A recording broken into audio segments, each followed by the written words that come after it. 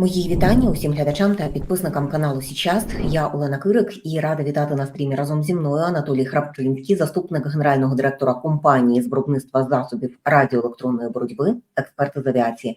Пане Анатолію, рада бачити. Дякую, що знайшли час та можливість долучитися до цього стріму. Вітаю. Починати будемо, власне, із повідомлень. Сьогодні буквально з самого ранку різні пабліки повідомляють про наслідки атаки на Крим. В окупованому Криму на аеродромі Бельбек були знищені 2 ворожі літаки Міг-31, зенітний комплекс С-400 і склад із паливом. Є втрати серед окупантів. Повідомлення телеграм-каналу Астра зараз шириться всіма пабліками. До вас одразу питання як до експерта із авіації. Що означає втрата бодай одного мігу для ворога? І яка подальша доля російської авіації, що базується на аеродромі Бельбек? Я би звернув увагу, по-перше, на знищення систем протиповітряної оборони класу С-400 російських, які прикривали цей аеродром. І це суттєвий вплив на можливості росіян, наприклад, прикривати частину, по-перше, прикривати частину півострову, по-друге, забезпечити безпеку літакам, які знаходяться на аеродромі. Тобто ми кажемо про те, що наразі росіяни будуть активно шукати системи, які можуть замінити, для того, щоб вони в подальшому могли прикривати цей аеродром. Цей аеродром я дуже добре знаю, тому що свого часу, коли ще Крим був український, я дуже часто там був у відрядженнях. Ми використовували його для посадки і базування під час відрядження командного составу Збройних сил України. Тому, в принципі, якщо ми кажемо про цей аеродром, то він по суті дуже важливий, тому що це Севастополь, це командний пункт Чорноморського флоту, хоч би аніяк, але там все ж таки залишились деякі позиції російських військових, які займаються цим питанням. Щодо авіації, безпосередньо на аеродромі базувалася велика кількість різного типу літаків. Треба не забувати і про Су-30, і про Су-34, і про старорадянські Су-25, які могли знаходитися там. Ну і зрозуміло, якщо знаходились бойові літаки, то і знаходились склади з БК для цих бойових літаків. Тобто ми кажемо про ракети малої середньої дальності, можливо, Х-59, Х-69, якась кількість фабів і так далі. Тому насправді удар по такому аеродрому спричинив неабиякі проблематику для Росії, тому що, по-перше, ми нещодавно вибили Джанкой, зараз ми вибиваємо вже дальні аеродроми, і це дає зрозуміти росіянам, що вони вже не можуть використовувати Крим як логістичну складову для проведення будь-яких операцій, чи то наземних, чи то повітряних. Скажіть, будь ласка, а що із льотним складом у ворога? Ну, насправді з льотним складом тут слід зазначити, знов таки ми бачимо певну динаміку проблематики, яка складається, наприклад, з технічних несправностей або чогось. Тому це дає зрозуміння, що, по-перше, втома, тому що активне використання льотного складу. По-друге, можливо, неможливість відновити кількість потребуємо льотного складу. Тут треба не забувати про не тільки про льотний склад, а й про інженерно-технічний, які обслуговують ці літаки, і на них більше такої відповідальності для того, щоб літак був справний. Тому що, якщо ми кажемо, наприклад, про виконання бойових задач, якщо технічний стан літака не відповідає нормативам, то можуть виникати певні проблематики. Ми їх бачимо, наприклад, там сход кабів, ракет несвоєчасний, або там ще деякі проблематики. Тому насправді тут я би зазначив, що так, він у нього є в достатній кількості, але досвідченість і готовність працювати, так би мовити, на 5 балів, це вже під питанням, тому що знов-таки втрачається персонал, який раніше міг обслуговувати літаків, втрачається персонал, який літає на цих літаках. Ми бачимо, розуміємо, що, наприклад, під час останнього масового обстрілу по аеродрому Більбек в будь-якому випадку були втрати серед офіцерів або там іншого особового складу, який знаходився на аеродромі, тому що це є офіцери або там сержантський состав, який займається там чергуванням на чергової постоянки. Ну, тобто є різні посади, які там виконують різні задачі навіть вночі. Тому насправді безумовно були втрати. Ну і звісно, якщо були втрати, це і психологічний стан іншого особового складу, який бачить, що навіть знаходячись там на великій відстані від лінії фронту, вони гинуть. І це позитивна динаміка для нас, тому що ворог розуміє, що в будь-якій точці, де достають українські атакамси або українські дрони, росіяни знаходяться вже в небезпеці і можуть бути знищені. Все ж таки хочу повернутися до питання подальшої долі російської авіації, яка зараз в Бельбеку базується. Як гадаєте, вони і далі будуть використовувати цей аеродром, чи можуть переміщувати кудись ці літаки? Давайте почнемо з того, що якщо вони зможуть знову знайти системи протиповітряної оборони, які будуть прикривати цей аеродром, вони будуть намагатися якось знову його використовувати, тому що це дуже така потужна активна база, яка дозволяла працювати, наприклад, по південному регіону України, Одеса, Ніколаїв, тобто ми покажемо про це. Тому знов таки вони будуть намагатися це зробити, але з урахуванням того, що ми бачимо, як протиповітряна оборона Російської Федерації активно справляється власним розрахунком з ракетами Атакамс, тобто коли знищуються ракети знищуються за рахунок попадіння, наприклад, в систему протиповітряної оборони російські, то зрозуміло, що, наприклад, заміна призведе до чергового знищення. Тобто ми бачили вже. Тут слід зазначити, що в цьому році дуже велика кількість засобів протиповітряної оборони, по-перше, знищена в Криму, і так само знищено, наприклад, на території Російської Федерації. Ті ж самі РЛС «Подльотки», яка входить в комплекс С-400, система РЛС «Контейнер», це для дальнього виявлення радіолокаційного. Тому насправді Україна б'є по суттєво стратегічних цілях Російської Федерації для того, щоб зменшити її можливості. Україна знищила 2 літака А-50, що осліпило росіян. 2 літака були пошкоджені, тобто вони не можуть виконувати. Тобто можна сказати, що за час повномасштабного вторгнення 4 російських літака А-50 не можуть виконувати свої задачі за рахунок того, що вони були або частково пошкоджені, або були знищені за рахунок роботи Збройних сил України. Повертаючись до питання, що взагалі там вони можуть використовувати це. Ще раз кажу про те, що зрозуміло, що, наприклад, використання аеродрому, який знаходиться під постійним обстрілом, і навіть системи російські не зможуть закрити його, це недоцільно. Але ми бачимо, як Росія воює з залізом, кількістю людей і технікою. Зрозуміло, що вони можуть все ж таки робити такі необдумані поступки для того, щоб фізично знаходитись і не давати, наприклад, знаходитись на тій території виключно зі свого імперського бажання. Пане Анатолію, ви сказали, що якщо росіяни знайдуть додаткові системи протиповітряної оборони, мова йде про те, що їх вони вироблять, чи мова йде про перекидання? А якщо перекидання, то звідки вони їх можуть перекинути? Знов таки, росіяни вже перекидали з Кёнігсберга, Калінінграда, С-400 до території Криму. Тому насправді, знов таки, з урахуванням того, що за останній час там близько 3-4 систем С-400 знищено тільки в Криму, плюс велика кількість систем протиповітряної оборони нищиться на тимчасово окупованій території України ближче до лінії фронту.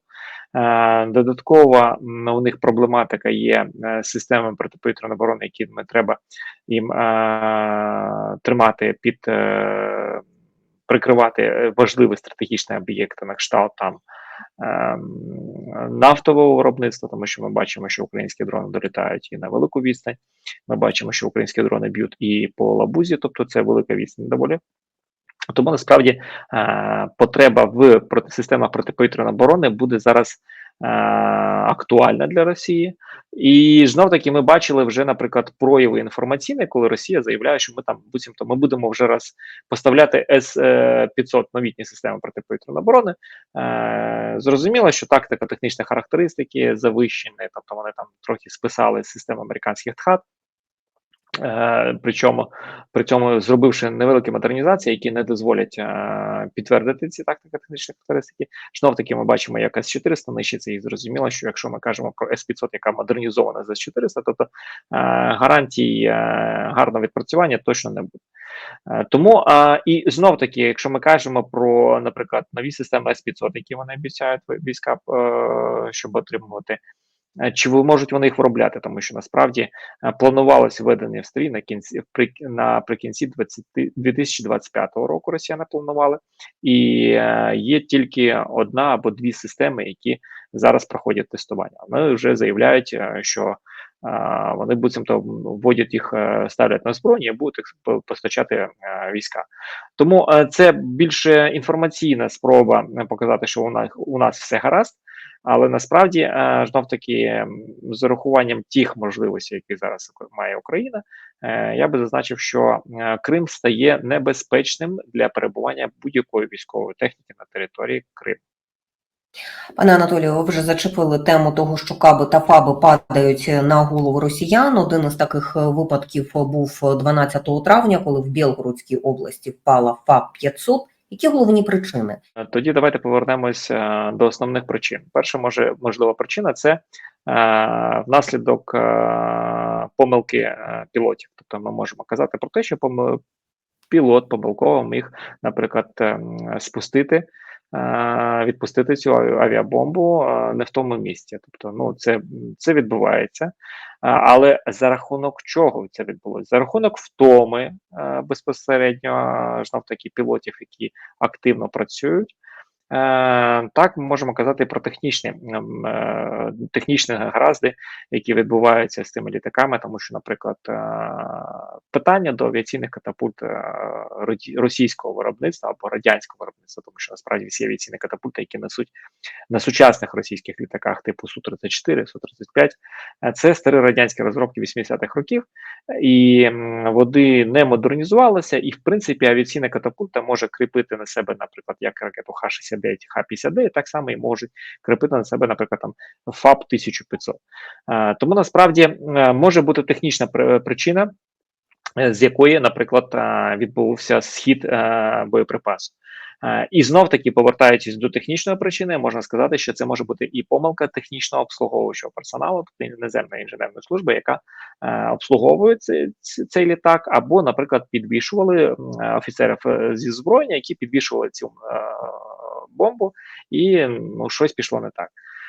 Знов таки, повертаючись ще до одної причини. Є причина, по якій, наприклад, якщо Су-34 скидає все корисне навантаження з причини того, що, наприклад, на радарах він побачив, що зараз буде атака по літаку, тобто він бачить приближення якоїсь ракети або ще щось.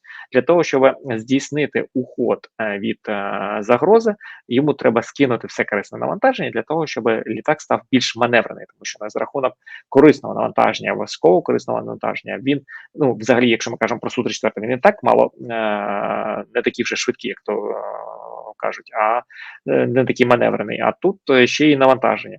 Тому насправді можливо, що екіпаж може скинути за рахунок того, що бачачи загрозу, і для того, щоб зманеврувати, уйти від якоїсь загрози, вони можуть скидати корисне навантаження, і це корисне навантаження може летіти на голови російських мешканців.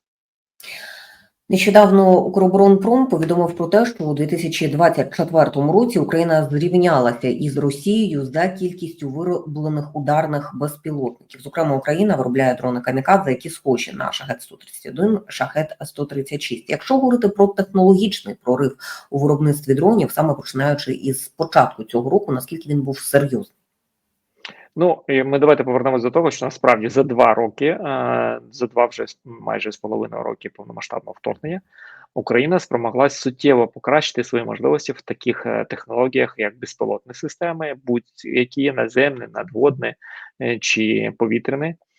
системах радіоелектронної боротьби. Тобто ми кажемо про те, що у нас є такі дуже гарні технологічні прориви. І якщо ми кажемо про безпілотні системи, я би зазначив, що ми виробляємо власні системи, тобто ударних безпілотників або розвідувальних безпілотників, і вони ніяк не можуть бути пов'язані там аналогами чи схожістю, тому що насправді технологічних цих засобів показується безпосередньо під час їх використання. Ми бачимо, як активно, як цілеспрямовано в потрібні важливі елементи, наприклад, того ж нафтових підприємств, попадають ці БПЛА. Тобто ми кажемо про те, що окрім того, що це високотехнологічний, високоточний, знов таки ми кажемо про те, що використовується невелика кількість, але ми маємо суттєво важливий результат. Це знищення важливих стратегічних об'єктів на території Російської Федерації. Тобто ми кажемо про те, що за рахунок якості і за рахунок високотехнологічності ці засоби безпілотні відпрацьовують на 100%. Тому що для прикладу, як Росія запускає великої кількості шахеди, ми бачимо, що в принципі ці шахеди нищаться з гарантованістю там 98% шахедів, інколи бувають і по 100% шахедів знищуються. Тобто ми кажемо про те, що ми використовуємо малу кількість, але ми і використовуємо дуже правильно і поцілюємо в потрібне нам речі, на відміну від росіян.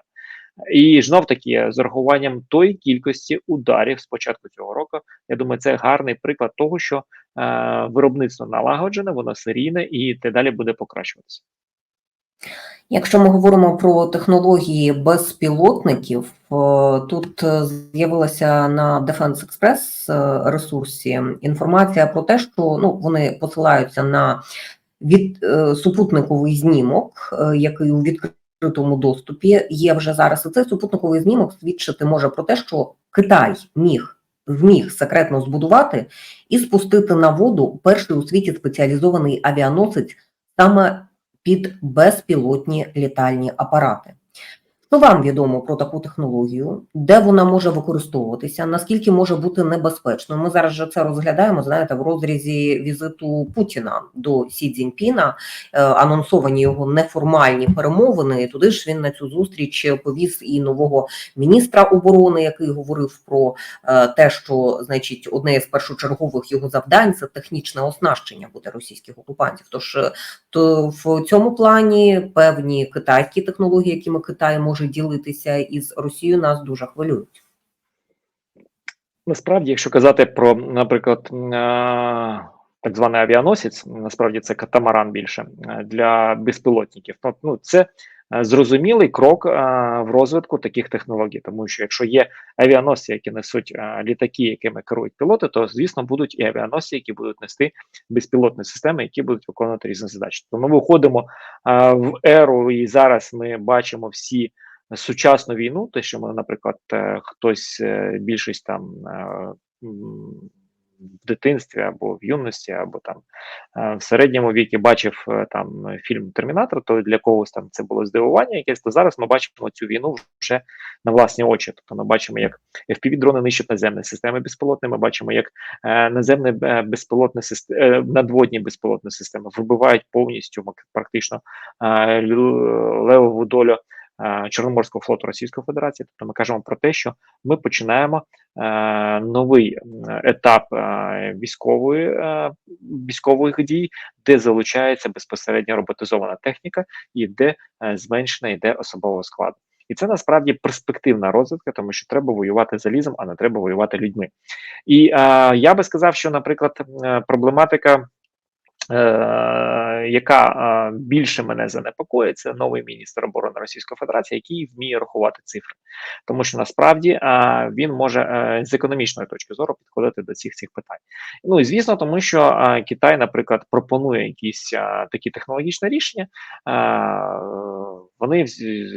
Путін взяв з собою нового очільника Міністерства оборони, якому показати можливі там технологічні якісь прогреси, які відбулися в Китаї. Щодо цього авіаносцю, знов таки, з приводу цього авіаносцю в будь-якому випадку, будь-яка країна, яка має вихід до океану або до моря, вона б вже з'явилась би з часом і почала б розробляти такі системи. Я думаю, що більшість країн світу зараз мають вже розробки або мають вже якісь певні напрацювання в цьому напрямку.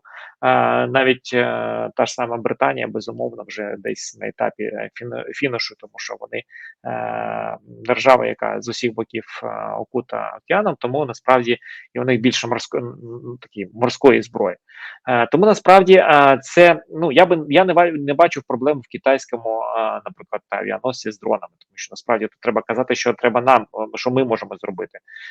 Коли ми вже зробимо, наприклад, системи безпілотні, які будуть літати і скидати FPV-дрони для виконання задач, і це буде все під коригуванням штучного інтелекту. Але це вже майбутнє, воно вже розробляється, і воно вже є частково, і воно вже деінколи вже виконує бойові задачі.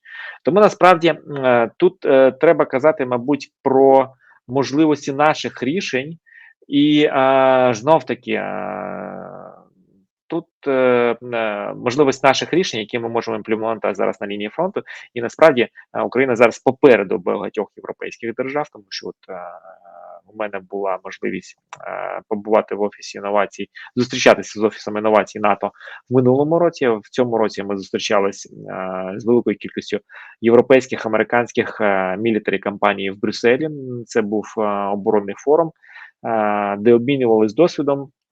І вже є така цікава динаміка, коли з нами починають розмовляти на рівні і, наприклад, пропонують сумісне рішення. Тобто, якщо людини випускають, наприклад, там важку техніку, то пропонують прикривати їх нашими засобами радіоелектронної боротьби, ну і так далі. Тому насправді тут є позитивна динаміка в цьому напрямку, і ми можемо в цьому напрямку дуже гарно працювати. І в подальшому, після перемоги, ми зможемо запропонувати всьому світу більше гарних суттєвих рішень. І знов таки, давайте повернемось до того, що якщо ми кажемо, наприклад, про українських інженерів, то вони розробляють це в Україні і пропонують буквально, тут у нас там одна доба для того, щоб якісь приблуді попасти, наприклад, на лінію фронту. Тому що якщо ми ближче, там деякі у нас інженери знаходяться, то це ще набагато швидше. А Китай знаходиться за великою кількістю кілометрів від боку Російської Федерації. Китай розуміє проблематику економічної складової активної роботи з Росією, тому що все ж таки Китай більш направлений на світову економіку, і ми краще воювати економічними воїнами, ніж збройними воїнами.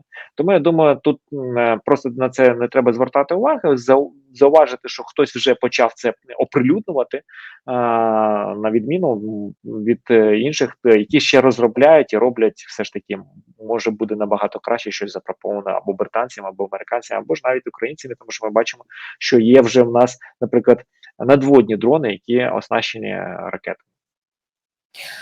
Пане Анатолію, щиро дякую вам, як завжди, за цікаву професійну розмову, за те, що знаходите час та можливість долучатися до наших обговорень. Для наших глядачів це надзвичайно важливо. Бережіть себе і до наступної зустрічі.